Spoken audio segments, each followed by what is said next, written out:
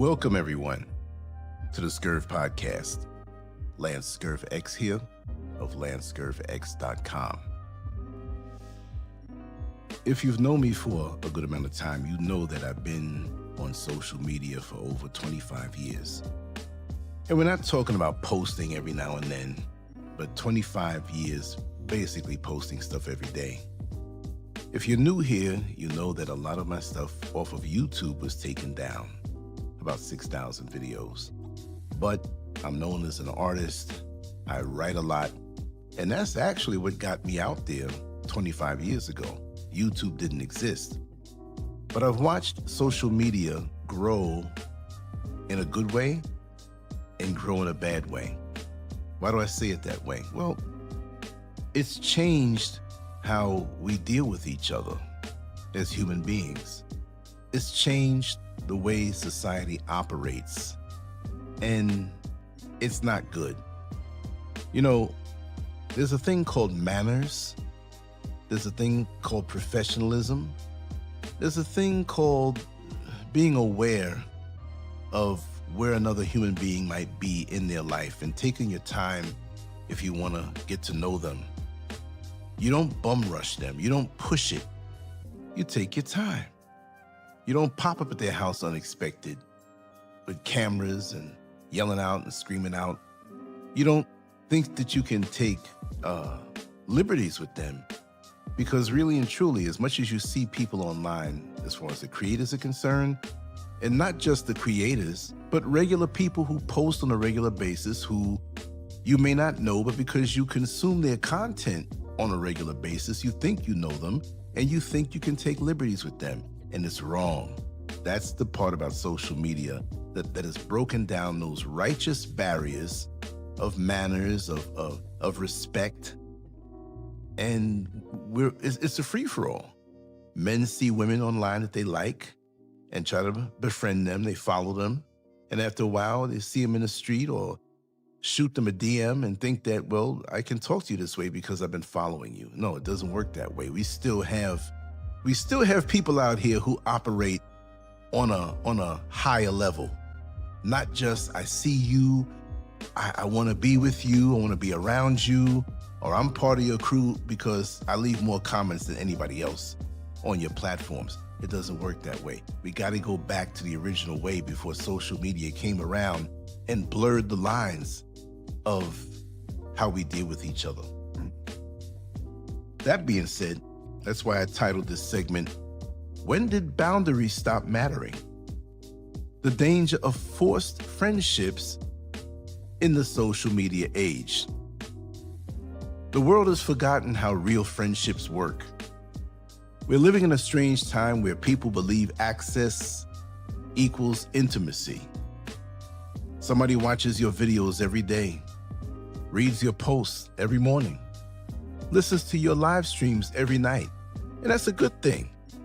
And suddenly, in their mind, they believe they know you personally. They feel emotionally connected to you because they have consumed your content for months, years, or even decades, as in my case.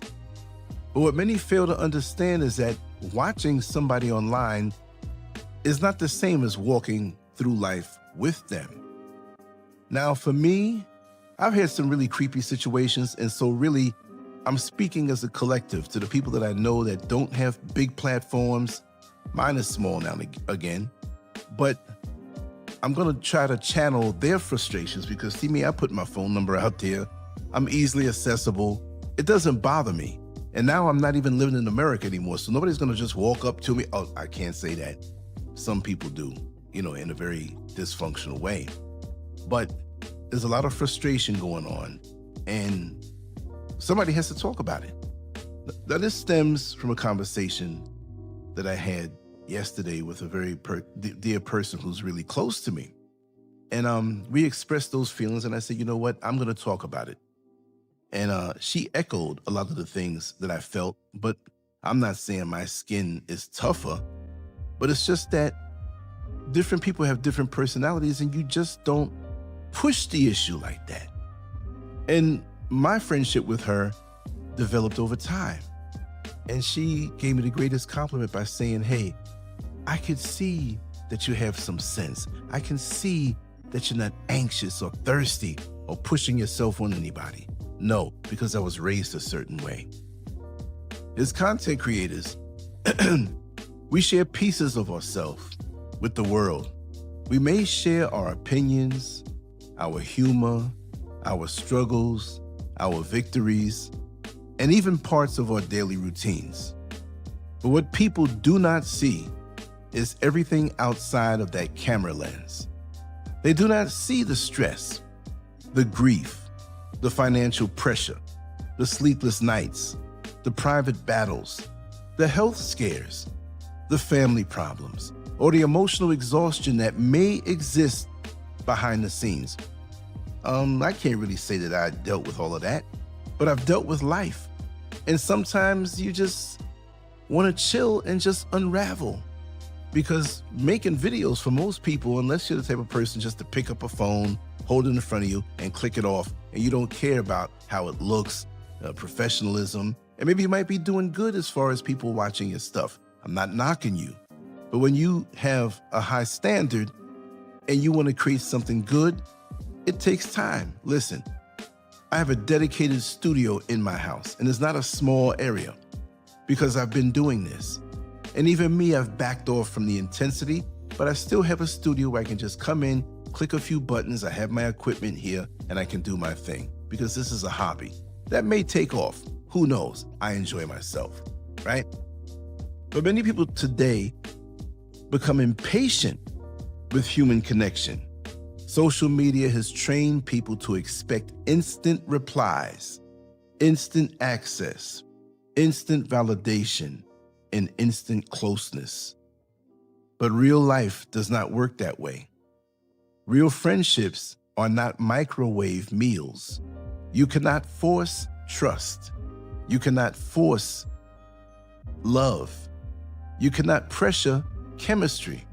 You cannot demand emotional access from a stranger just because you admire them online. Some people have forgotten basic manners and emotional boundaries. They approach creators and social media personalities as if they're public property. They become offended if they do not receive immediate responses. They take distance personally. They create stories in their minds about why someone may not have replied. Instead of giving grace, patience, and understanding, they create resentment over a relationship that never truly existed in the first place. This is not about arrogance. This is not about thinking you're better than anyone else. This is about understanding that every human being deserves the right to choose how they allow people into their personal life. Friendship is not forced. Friendship is earned naturally over time through trust, consistency, observation, respect, and mutual comfort. You can't get around that. One of the biggest psychological tricks social media plays on people is the illusion of closeness. If somebody sees your face every day online, hears your voice daily, and watches your life unfold through posts and videos, they begin to feel emotionally near you. In their mind, they're no longer strangers, but from your side, you may not know them at all. That imbalance creates confusion or blurred lines. A content creator may receive hundreds of messages weekly. Some are respectful, some are encouraging, some are harmless, but others immediately push for personal access. They want private conversations right away. They want emotional closeness overnight. They want phone calls, personal meetings, deep personal details, and instant trust without understanding that trust takes time. Let me just ask you something. People see it from their side. But what if you get 50 phone call requests to have a long, deep, intimate conversation? 50 in a day. 50. Let's just say even 20, right? I know creators who get hundreds of calls for those who put their numbers out. emails and social media messages, you'd have to hire 10 people sometime just to answer back each one, because it takes time. But what people fail to realize is that creators are human beings first. Most creators are juggling jobs, families, responsibilities, stress, health issues, and personal healing while still creating content consistently. The audience sees the final polished video, but they do not see the hours behind it. They do not see the exhaustion afterward. They do not see the emotional labor involved in constantly being available to the public. Now again, I've been doing this for a long time, and I have a procedure when I do this, and I'm retired and I have my whole day to do whatever it is that I want. So this is not really me speaking, but I have to speak up for those who do go through this, who have started YouTube or social media, or for a business or a platform, or just a brand. It's a job. When you have a loved one at their job, do you call them all day?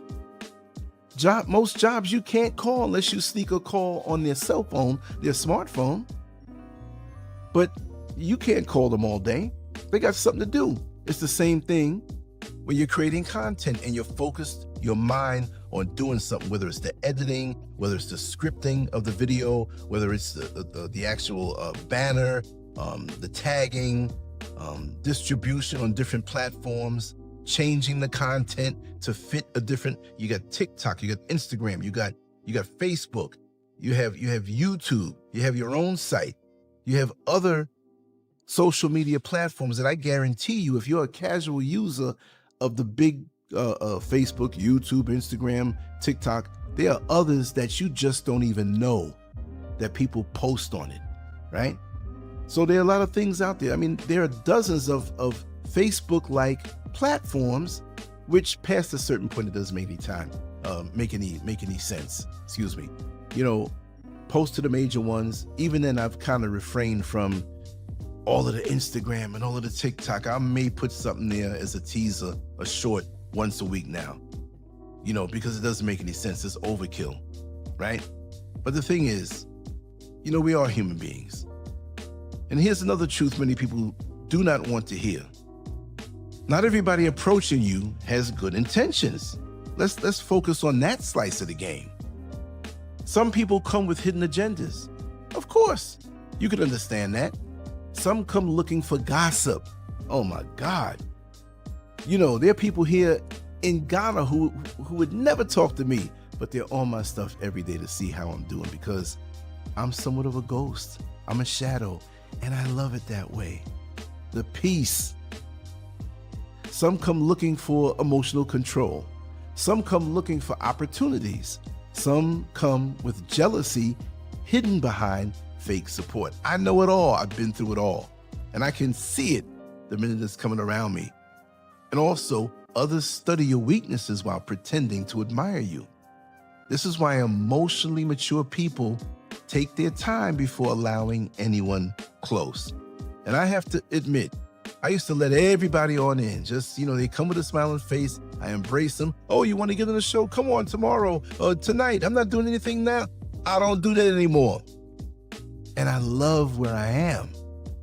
You know, some people say, well, you know, since they took your channel, you don't have as many. It doesn't matter. The few I'm fine with. The peace I love. It's like I have an extra 10 hours on my day to do what I want to do, and I sleep deeper. And for those creators out there, just regular people who post a lot, you have to put those boundaries up. But let me share a few scenarios just to illustrate the point. And this is just maybe 2 or 3 that I'll share, but it's a vast amount of strategies on how people will come at you in the bad way. And kudos to the wonderful people who are out there who do everything right. Scenario number 1, the misunderstood distance. Imagine a creator going through the worst period of their life. Maybe they just lost a loved one. Maybe they're dealing with depression. Maybe they're struggling financially while trying to keep their audience entertained. Maybe they're silently dealing with a serious health issue. At the same time, Someone online reaches out wanting friendship. The creator responds politely but keeps some distance because emotionally they're overwhelmed. Instead of respecting that space, the other person becomes offended. They assume arrogance. They assume rejection. They assume disrespect. What they never stop to consider is that they knew nothing about what that creator was privately surviving. This is why emotional maturity matters. Everybody is carrying something you cannot see. All right? Scenario number 2, the forced connection. Another common problem happens when someone decides they want access to your life simply because they enjoy your content. They push conversations too fast. They become overly familiar too quickly. They begin speaking as if there is already a deep bond when there really is not one yet. Healthy people understand rhythm. Healthy people understand timing. Healthy people allow relationships to breathe naturally. But emotionally impatient people try to force closeness immediately. And when they do not receive the response they imagine, they become bitter. Oh, trust me, they do. Some begin gossiping. Some become passive aggressive. Some try to turn others against the creator because their fantasy friendship did not become a reality. Could you imagine? That behavior reveals entitlement, not friendship. But you will have groups of people you don't know and some you do know now trying to come against you in the platform, and they will see people who leave comments and go reach out to them. Yes! Many of y'all don't know that. This is crazy. And a lot of these folks have nothing to do. A lot of them have nothing to do, and you would think it's children doing this. No. These are grown behind folks who have nothing to do, who have to fill in the voids of their life. And they chose you to fill in that void. And don't even have like a measure of semi-closeness that they take too far. Listen, I'm gonna put it this way. I've had women who come onto my show, the original channel, on a regular basis. And some of them have gotten angry when a new woman comes in to participate in the show. Ain't that something? You get mad that somebody else is coming on a YouTube channel? Well, I'll leave this. I'll leave this where it is. We're talking in general. Maybe I'll do something on our LanceScurvX if you want me to, because I can tell some stories. But anyway, scenario number 3, the quiet observer who became a real friend. Now compare that to someone who simply supports your work respectfully over time. They leave kind comments. They never pressure you. They never demand attention. They allow interactions to happen naturally. Months pass. Over time, trust develops naturally because there was no pressure attached.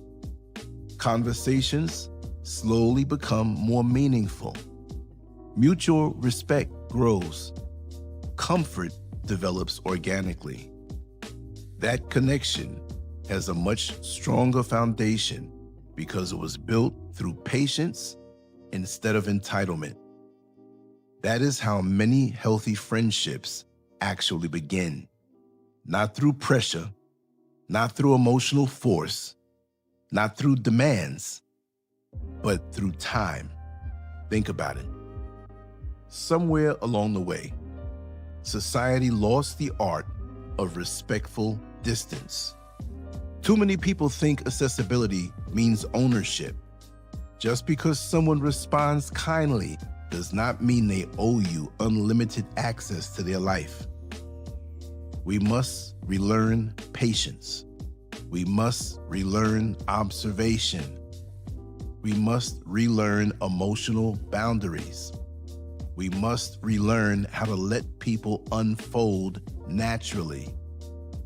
You cannot demand front row seats in somebody else's private life simply because you consume their content online. Nobody owes instant friendship. Nobody owes emotional availability on command. Nobody owes unlimited energy to strangers. And creators especially must protect their peace because many people project loneliness, obsession, fantasy, dependency, or emotional instability onto them. Some followers become emotionally attached to an image instead of respecting the real human being behind that image. You know what? That's dangerous. Let me give you 10 wake-up calls for people who do not understand boundaries. The first wake-up call is understanding that watching somebody online does not mean you truly know them. The second wake-up call is realizing that creators have real lives outside of the internet. The third wake-up call is accepting that nobody owes instant friendship. The fourth wake-up call is learning that patience creates healthier friendships. The fifth wake-up call is understanding that boundaries are not rejection. The sixth wake-up call is realizing that emotionally mature people move carefully with new connections.